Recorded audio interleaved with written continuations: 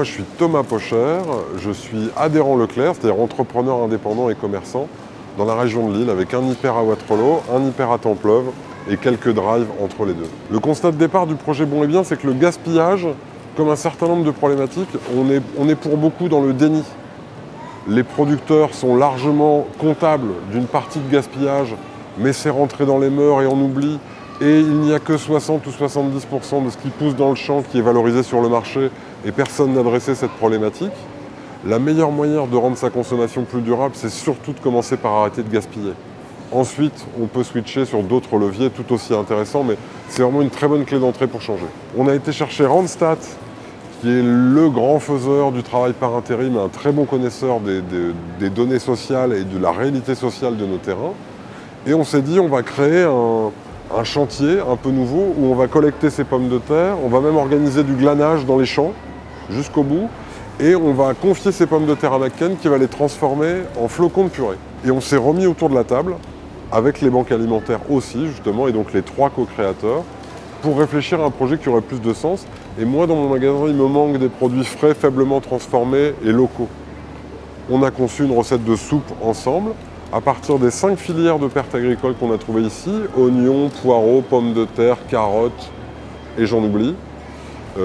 On les achemine ici, on a conçu un petit atelier de transformation avec des équipes de 3 ou 4 personnes, et les chefs de la région, dont Maxime, le chef de chez Mère à Lille, nous a aidé à concevoir des recettes de soupe originales qui sont vendues derrière moi et qui correspondent à une vraie demande de la part du client.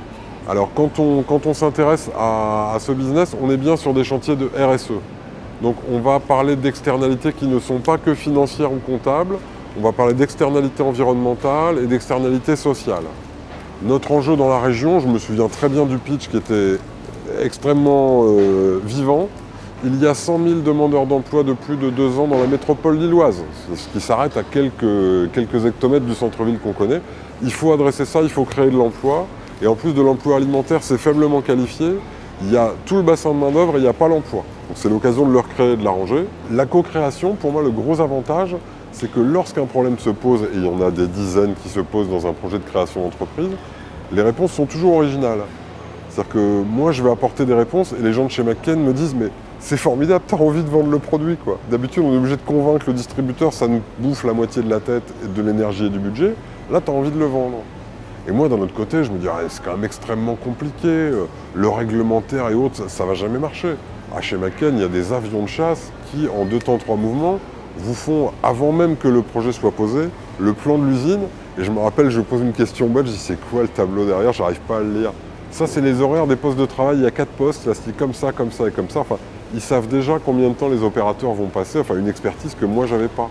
Voilà, une co-création, ça peut soulever quelques questions parfois dans l'organisation. Moi, le grand plaisir que j'ai pu y trouver, c'est que dans une co-création, on ne soupçonne pas les ressources que peuvent apporter des co-créateurs et des partenaires sous forme d'expertise. Une expertise marketing et industrielle chez McCain, une expertise à la vente et à la connaissance client chez moi, une expertise sur la formation chez Randstad. Et pourtant, des problèmes continuent à se poser et insolubles. On s'est beaucoup agacé sur la recette de la soupe. C'est quoi la recette de la soupe, c'est quoi le goût, c'est quoi la signature. Si on n'arrive pas à se mettre d'accord en co-création, c'est pas grave. En général, ça attire d'autres personnes. Et on a été chercher un autre chef et on lui a dit « mais si ça t'intéresse, viens t'asseoir avec nous. Et on aimerait bien que tu nous dises comment on devrait faire cette soupe-là. » Et là, on se rend compte que pour un chef, « ah j'aime le projet, c'est intéressant, c'est des produits locaux, on va faire ça, ça, ça et ça. » Et tout le monde se dit « ah bah oui. » Et d'un seul coup, on a levé les freins de la co-création. On se dit « mais je vais essayer de garder le pouvoir ou de garder le manche. » Ben non, j'apporte mon expertise, je peux apporter mon avis sur tout. Et s'il faut aller chercher une expertise ou une ressource complémentaire, on peut très facilement le faire. Et plus on est nombreux, plus c'est riche. On a eu aussi beaucoup d'interactions avec des centres de recherche, avec des étudiants, avec d'autres entreprises. C'est toujours très intéressant de voir comment ça peut se monter. Et en général, riche de sens. Accepter, je pense, humblement de ne pas tout maîtriser ou de ne pas tout savoir.